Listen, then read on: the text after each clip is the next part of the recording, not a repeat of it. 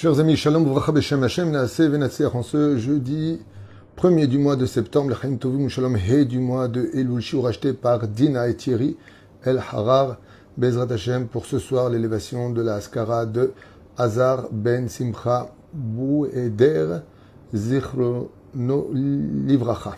Roi Hashem tenachenu began Eden Elyon v'chalo shochovim immo bichlal arachim v'selochot bechen yehi ratzon v'maramen tiel shmatot zor haim. Et que Bezrat Hashem, les mérites de cette étude que nous allons commencer sur une partie des écrits du Rabbi de Lubavitch, Yalet Nishmato Kezor Arakia, ainsi que la Neshama de Kol Mete Israël, Atzlachat de Kol Am Israël, Kedoshim Atem Bezrat Hashem, quelle route d'appartenir à ce peuple, à cette terre, à cette génération très spéciale qui est la génération du Melech HaMashiach Tzidkenu B'mehera B'yameinu. Amen.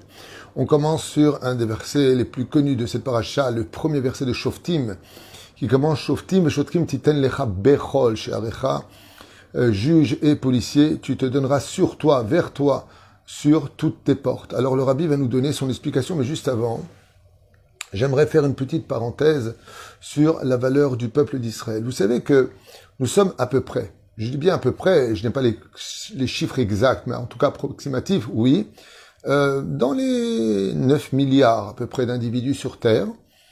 Et si on devait compter combien il y aurait d'enfants juifs sur Terre, enfin de combien on serait de juifs sur Terre, on pourrait dire qu'il y en a à peu près entre 14 et 15 millions.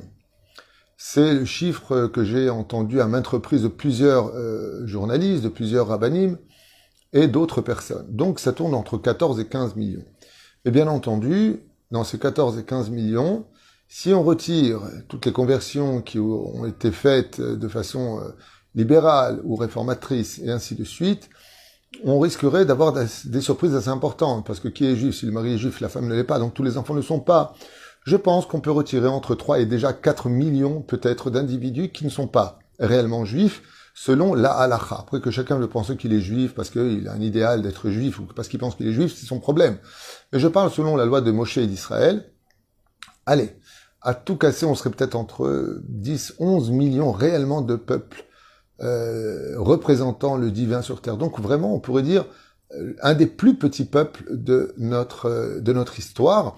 Et d'ailleurs, comme l'enseigne le Baal HaKuzari, dans le Sefer HaKuzari, qui est un livre extraordinaire de Moussard, un livre de chevet du Rav Kook, le Sefer HaKuzari qui est un livre d'Emouna, un livre extraordinaire que je conseille vraiment à tout le monde d'étudier. Il est bien d'apprendre de tout le monde. Yehuda Levi, Sefer Tzadik Kadosh Ivracha. Eh bien, d'ailleurs, là-bas, dans son livre, le roi des Khazars, il dit, mais je comprends pas comment vous pouvez être, vous, le peuple de Dieu, alors qu'il y a beaucoup plus de chrétiens sur Terre, il y a beaucoup plus d'islamistes sur Terre, il y a beaucoup plus de bouddhistes sur Terre. Aujourd'hui, il y a 1,6 milliard de Chinois, donc plus de 2 tiers sont bouddhistes.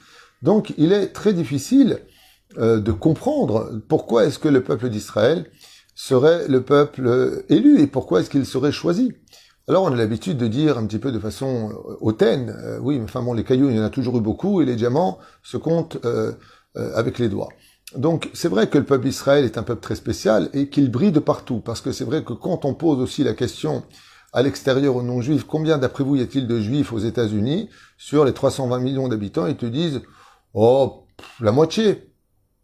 Voilà ce qu'on a entendu dans des micro-trottoirs, des gens qui sont persuadés que les juifs sont absolument partout. Il y en a même en France, il y a une femme qui a dit oh, à mon humble avis, ils sont au moins 500 ou 600 millions sur Terre. Ben, les Juifs, on n'entend parler que d'eux. Eh bien, effectivement, on entend parler de nous parce qu'on brille, parce que chaque âme juive est très spéciale, et que le Juif fait parler de lui partout où il est, parce qu'il a une âme divine qui vient du Très-Haut, comme c'est marqué, Chelek Elokam Ima'al Mamash, comme le dit d'ailleurs le Rabbi. Mais une étude plus profonde, au sein de la Torah, vient nous apprendre que ben pas du tout. Nous sommes le peuple le plus nombreux de tous les peuples. Comme ça explique nos Chachamim. Comment c'est possible? Tu viens de dire on est 10, allez, tu sais quoi? Allez, 15 millions. Comment tu peux comparer 15 millions à d'autres peuples? Comment tu peux dire qu'on est le plus nombreux, au-dessus des autres? Réponse, oui. Lama. Parce que, comme vous le savez, au sein des nations du monde, toutes les grandes métropoles, tous les grands pays qui ont existé se sont éteints. Vous savez bien que les Romains de la Rome antique n'ont rien à voir avec les Italiens d'aujourd'hui. Enfin, n'importe quel abruti le sait. C'est pas du tout la descendance. Les Grecs, pareil. Les Babyloniens, les Perses, les Égyptiens, la grande pharaon. Non. la Syrie de l'époque. Non, tous ces peuples ont été échangés. Am Israël, par contre, c'est le peuple qui continue de génération en génération d'exister. Et si vous regardez bien nos prières, chers amis, si vous observez bien nos prières, nous sommes en 2022 aujourd'hui de l'ère vulgaire. Ce matin, nous avons prié Shaharit, nous avons fait les Slichot. Et quand on a prié, on dit Eloke Abraham, Veloke Yitzhak, Veloke Yaakov. Nous avons rappelé que, en réalité, si nous existons, c'est parce que nous sommes de la descendance d'Abraham, Yitzhak et Yaakov. Alors, je fais ça en 2 mots parce que ça pourrait prendre un cours pour lui-même qui est merveilleux. Mais juste une petite idée à comprendre qui est le peuple d'Israël pour donner un petit peu plus de goût et de fierté à notre existence. Eh bien, c'est qu'en réalité, le peuple d'Israël n'existe pas à chaque génération, mais que chaque génération rajoute au peuple d'Israël des générations précédentes. C'est-à-dire que tout comme nous sommes attachés à nos fêtes, regardez, nous fêtons les Ilulot. Rabbi Shimon Bar Yochai est parti à 1800 ans. Rabbi Meir était son contemporain. Et on fait la Ilula, on rappelle le jour de Abraham, de Yitzhak, de Yaakov, de Shmuel Hanavi, de David Ameler. Si vous regardez bien, nous avons les Ilulot, ça veut dire que nous réavivons les flammes, les lumières de tous ceux qui nous ont précédés. Ce qui fait que quand je vous dis que le peuple d'Israël, en réalité, est le plus grand peuple du monde, c'est parce que nous sommes le seul peuple qui pouvons dire que nous n'existons pas à chaque génération en tant que peuple indépendant, individuel, mais comme le dit la Gemara, nous ressemblons à des nains sur les épaules des géants. Ça veut dire que nous sommes la continuité de ceux qui ont déjà existé. Et comme ceux qui ont déjà existé sont héritiers du monde futur, de la résurrection des morts, ils ne sont pas morts. Ce qui fait que le peuple d'Israël, comme le dit la Gemara, si ce n'était pas par la prière des morts, le monde d'en bas ne pourrait pas vivre. Et si ce n'est pas par le monde de la prière d'en bas, le monde d'en haut ne pourrait pas tourner. Ce qui fait que nous avons une extraordinaire massorette, Moshe Kibel, Torah Mishnah, Moussa Yoshua, nous avons en réalité un lien de génération en génération qui vit et pas qui a besoin d'être revécu ou d'être réanimé. Nous sommes la continuité d'un peuple qui s'étend sur toutes les générations.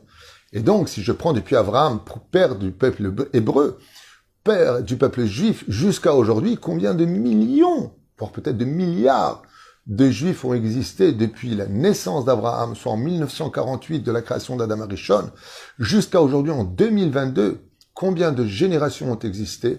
Eh bien, autant de juifs qui se rajoutent à chaque génération en chiffres, en nombre, exactement comme les générations qui nous ont précédés. Et ainsi donc, on comprend pourquoi Dieu a promis à Abraham d'être aussi nombreux que les étoiles du ciel, ou alors comme le sable de l'océan. Quand on observe ce que l'on est, alors comment c'est possible? La réponse se trouve en réalité cachée dans la Hitbonenut des générations précédentes. Car si nous existons aujourd'hui et que nous perpétuons les pas, les enseignements de nos maîtres, de nos rabbanim qui nous sont précédés, le Rav Ovadia, Moreno Arav, avait son Rav, Rabbi Azra Hacha, Zecher Tzadik Kadosh Ibracha, qui lui-même avait son Rav. Il y avait le Ben Ishraï, qui lui-même avait son Rav, qui lui-même avait son Rav. Et en réalité, ça ressemblerait à une très belle chaîne en or, qui brillerait de partout, dont chaque maillon, même s'il est indépendant, est attaché à un ensemble d'une histoire qui forme une chaîne indestructible. Ce qui fait que oui, nous sommes le peuple le plus petit dans la génération, mais le plus grand des peuples sur le domaine de l'histoire. Car la Maditiv, je voulais partager cela avec vous, parce que le Rabbi va nous apprendre à propos du plus petit des peuples, des choses assez intéressantes que je vais découvrir avec vous parce que j'avais étudié il y a longtemps et je m'en rappelle pas. Alors on commence. Al parashaten ou katuv shoftim et shotrim muvam et midrash mashal. On nous dit comme ça, dit le Rabbi. Le midrash, il nous rapporte le midrash quoi devarim rabba. Il dit les meler shayulo banim arbe. C'est l'histoire d'un roi qui avait eu beaucoup d'enfants. Vei oev vu aya oev et akatan yoter mikulam. Et ce roi avait un petit plus pour le plus petit de ses enfants. Il possédait un très beau verger. Et de tout ce qu'il possédait, il aimait ce petit verger plus que toutes les autres jardins qu'il possédait. Amar Amelech, noten et apardes azé, shani oavo, mikol ma sheshli, livini akatan, shani oavo, mikol banai. Et le roi a décidé, dit le Rabbi, en rapportant ce midrash, que ce roi va donner le plus beau de ses petits jardins, celui qu'il préfère, à celui qu'il préfère de ses enfants, son petit dernier. De quoi est-ce que l'on parle? La métaphore dit, Dieu a dit, Amar Akadosh Baruch Hu, Mikol ha'omot shebarati, de tous les enfants que j'ai créés, de toutes les nations que j'ai créées, qui sont tous mes enfants, et Neoev et la Israël. Mon préféré, c'est le peuple d'Israël. Mikol ma shebarati, et de tout ce que j'ai créé, et Neoev et la etadin. Et de toute la création que j'ai créée, la chose que j'aime le plus au monde, c'est la justice. Amar Akadosh Baruch Hu, Noten etni et ma she'avti le'am, shani achi oev. Et je vais donner donc la dimension de la création que j'ai le plus aimé au peuple que j'aime le plus. Et c'est pour ça qu'il y a marqué Shoftim veshotrim titen lecha bechol she'arecha. La police, les juges et les policiers, tu te donneras à toi. Pourquoi? Parce que Dieu nous a choisis pour faire justice. Mashal ze me'orer tmiya. Le rabbi dit, il est très curieux ce midrash, car la mitzvah de créer des palais de justice, des lieux où on peut régler les conflits entre les uns et les autres, n'appartiennent pas du tout qu'à Israël, mais à toutes les nations du monde. Elle fait même partie d'ailleurs des lois des Sheva Mizot Ben Noach, donc eux aussi, les nations du monde, ils ont reçu cet ordre au Har Sinaï d'avoir des palais de justice, de faire la justice entre les uns et les autres.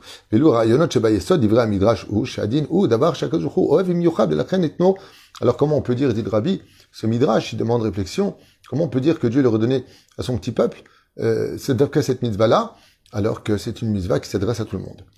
Yeter al-Kar, il rajoute sur ça, tout ce qui touche bien entendu à la justice demande de la maturité. Avana ma'amika, v'shikul da'at merubeh. Beaucoup de recul, il faut être cérébral, il faut avoir beaucoup de connaissances. Il est évident que quand on a, dit le Rabbi, des grands enfants et un petit enfant, eh bien pour faire justice, il faut être quelqu'un d'assez mature, d'assez mûr. Alors pourquoi l'avoir donné au plus petit? Et malgré tout, le Midrash nous dit que Dieu nous a choisis parce qu'on était petits, même si on expliquait comment on était grand, et qui nous a donné la justice. Ça veut dire qu'il n'y a pas plus juste que le Shulchan Aruch pour juger une affaire. Et là, Midrash remet scan les soug miuchat chez Mishpat. Parce qu'en réalité, on ne parle pas de la justice des goïm. Soug chez quand même Dafka Be'am Israël, mais d'une particularité que seul le peuple d'Israël est capable de comprendre. Laquelle? Que la justice de Dieu soit décalquée sur terre par la justice des hommes. Quand les nations du monde créent leur palais de justice, leurs lois, qui peuvent être en Israël anglo-turc, par exemple, dans le monde laïque, ou aux États-Unis, ou en France, ou ailleurs, ce n'est pas forcément la justice de Dieu. Il y a beaucoup d'injustices qui peuvent se créer à travers des lois qui sont illogiques. Tandis que les lois de la Torah et du Shulchan Aruch, elles, sont extrêmement logiques et font justice aussi bien devant Dieu que devant les hommes. Ceci étant, on peut reconnaître que depuis très longtemps, on jure de dire toute la vérité sur la Bible, espérant que, n'oubliez pas, vous êtes devant Dieu, vous êtes assermenté. Eh bien, il faut savoir que seule la halakha peut, dans ce domaine, cette Torah qui nous a été donnée, être la table de matière qui pourrait nous amener à faire justice de telle façon qu'aucune injustice soit faite. Et on va faire une parenthèse avant de continuer. Tout à l'heure, sur la route, j'étais en train de réfléchir, en venant au bureau justement, à Tzedek, Tzedek, Tirdof. Justice, justice, te poursuivra. Et on a fait un cours l'an dernier, puis l'an d'avant, puis l'année précédente, et ce depuis déjà de très très nombreuses années. On a fait un cours sur toutes les explications que j'avais lues. Et je vous dis franchement, je me suis dit tout à l'heure, qu'est-ce que tu aurais à dire si on te posait la question aujourd'hui sur Tzedek, Tzedek, Tirdof? Justice, justice, tu poursuivras. Et ce qui est monté à l'esprit, c'est ce que j'avais étudié, c'est que quand on a deux personnes, un plaignant et un accusé, eh bien quand on fait justice, si le plaignant et l'accusé, le plaignant a raison et l'accusé a tort, l'accusé, il est accusé parce que justice est faite, mais il a les boules. Parce qu'il va prendre une punition, parce qu'il va prendre travaux d'intérêt généraux, prison, amende, payer, un îlot d'air. Il va être puni. Il n'est pas content. Il n'est pas content. Dans la Torah, ce qu'il y a d'extraordinaire, c'est que tu sois le plaignant, ou que tu sois l'accusé, tu ressors toujours avec Gamzol et Tova. Ça veut dire Tzedek, Tzedek Tirdof. Tu n'as pas le droit de faire justice, si tu veux faire justice selon la Torah, tant que celui qui est puni ou qui doit payer ne reconnaît pas que c'est une justice. C'est pour ça que la Torah d'ailleurs nous demande, quand tu vas devant un Bédine, ne rejuge pas après ce qu'on dit le Bédine. Ne rejuge pas. T'es kabel be'ahava. T'es kabel be'ahava. Parce qu'il y a des choses qui nous dépassent. Parce que la Kadosh Baruch Hu, dans ses lois qu'il nous a données, et c'est là que c'est extraordinaire, c'est que quand on juge une situation alpidine, bizarrement, comme je vous l'ai dit au niveau des peuples, que nous traversons toutes les générations, même les réincarnations sont jugées au moment même du Mishpat Alpisod. Au niveau du Pshat, pas du tout. C'est Rochel Mishpat, c'est Dine Mamonot, Dine Nefashot, entre autres. Je veux dire, ça va droit au but. C'est très cartésien au niveau des lois. Mais non, pas du tout. Des fois, on subit des injustices en disant quoi? C'est comme ça que les juges ont dit, les Dayanim. Ah, c'est l'onachon, regarde. Alors, c'est moi qui paye. En plus, c'est moi qui paye. Paye. Parce que même si à tes yeux, à toi, ce n'est pas droit d'abord parce que tu connais pas réellement le Shulchan Aruch, parce que tes Dayanim ne se trompent pas, mais il y a un rapport aussi avec des choses qui sont juste avant. Dans la réincarnation d'avant, tu lui devais de l'argent, tu dois juste le payer maintenant, c'est tout. Donc, accroche un sourire, reçois avec amour ce qu'ont dit les Dayanim et ne juge pas après eux. Ce que la justice des nations du monde ne peut aucunement faire. Aucunement faire. Quand tu vas au Beddin pour te faire juger, sois toujours heureux de ce qui ressortira. Parce que tu ne comprends pas que à travers ce moment passé au Beddin, en réalité, c'est tout ce que tu as vécu qui apparaît à ce rendez-vous. Et la Torah a pris en compte dans son immense éternité de juger la personne au présent en réglant tous les comptes du passé. Et ça, c'est quelque chose qu'aucune justice au monde n'est capable de régler. Ce qui fait qu'il n'y a pas d'injustice. Devant la Torah. Devant la Torah. Mais bien entendu, la Torah nous dit de l'autre côté, attention, que c'est l'otikar shochad. Faut pas prendre, bien entendu, des dessous de table. On parle du Dayan qui est réellement Dayan, un vrai Dayan, qui travaille que pour Dieu. C'est pour ça que le Dayan avait le devoir d'être un homme fort, respecté et riche. Fort pour ne craindre personne au niveau physique et riche pour ne pas être acheté par personne. De telle façon à rester toujours intègre dans sa avodat Hashem. Asugazé. של משפט נמשל לפרדס. הייחודו של פרדס לעומת זה, שדה הוא בכך, שפרדס צומחים פירות, שמטרתם להסב עונג. לעומת זה, שדה מצמיח את הצרכים החיוניים של האדם. Alors Rabbi dit, la différence entre un champ et le fameux pardès dont on parlait tout à l'heure, de ce jardin, c'est que les jardins en général sont empreints de belles choses, comme les fleurs, les plantes, les beaux arbres, les fruits, tandis qu'un champ peut faire aussi pousser des ronces. C'est pour cela que les goïms, ils sont comparés aux champs. D'avar she'ur chiyuni, qui est très important pour vivre, les kiyum ha'olam, on a besoin de champs pour cultiver, pour faire sortir les pommes de terre, les carottes, tout ce qui s'ensuit. Et c'est pour cela que les nations du monde sont obligées d'avoir des lois, ressemblant aux champs sur lesquels on va cultiver tout ce dont on a besoin, comme le blé, l'orge, et ainsi de suite. Oulam, amishpat ameuchad la Israël ou bedugmat pardes. Par contre, le peuple d'Israël, dit le Rabbi, pour comprendre ce midrash, est comparé au jardin. Sheinianu la sev oneg miuchad, qui lui, par contre, le jardin, il apporte quelque chose de beaucoup plus réconfortant qu'un champ, parce qu'il est là pour la beauté des yeux, pour la beauté de l'odorat, pour la beauté d'enjoliver notre vie. Et le Rambam, il rappelle ici 3 choses. Aleph, Emikar Torah Sheba'al Peh, c'est pour cela que toute la Torah orale est essentiellement basée sur la justice de Dieu. Amoudé Ora'a, ce qu'on appelle les piliers de l'enseignement, Ve'em Chok u'Mishpat Yotzel Israël, et la justice et les lois qui sortent du peuple d'Israël. Shnei Atrumim Acharonim Kshurim le Mishpat Haragil, les 2 premières choses qu'on vient de dire, donc la Torah orale et les fondations même de l'enseignement représentent la particularité justement des nations du monde. Par contre, le dernier qu'on vient de dire, chez Chok u'Mishpat, eh bien, eux, par contre, rappellent uniquement la force du peuple d'Israël qui est Kar Torah Sheba'al Peh, pour nous apprendre que la Torah orale est le Ikar et le principal au sein de notre judaïsme. Akadosh Baruch Hu masar le Dayané Israël et Torah ve'et klalea. Et pour finir, le Rabbi dit comme ça. Il faut savoir qu'au Har Sinaï, Dieu a transmis la Torah dans son intégrité aux enfants d'Israël. Ve'enik lahem koach lilmod. Et il nous a aussi donné la force de pouvoir étudier toute cette Torah et de la retenir. Ulfaresh ve'lechadesh ba dvarim. Afin de pouvoir aussi être capable de par nous-mêmes de ressortir des réflexions qui finiront par être référencés, bien sûr. Apik lalea Torah kamuvan. Obekach litzor Torah. Torah sheba'al pe. Echidusha Torah. Alalu nitan tokef. Shel Torah ve'akadosh baruch hu tzivaotanu. Lo tasur min hadavar asher yagidu lecha yeminu smol. Comme c'est marqué, tu ne quitteras pas le chemin de la Torah qui t'a été donné, ni pour aller à droite, ni pour aller à gauche. Faisant allusion d'ailleurs à cette religion qui est née il y a 2000 ans, où il avait une main à droite et une main à gauche, faisant allusion justement, comme le dit la Torah dans cette paracha, après qu'il nous ait parlé dans la paracha juste avant, tu n'iras ni à droite, ni à gauche. D'accord ?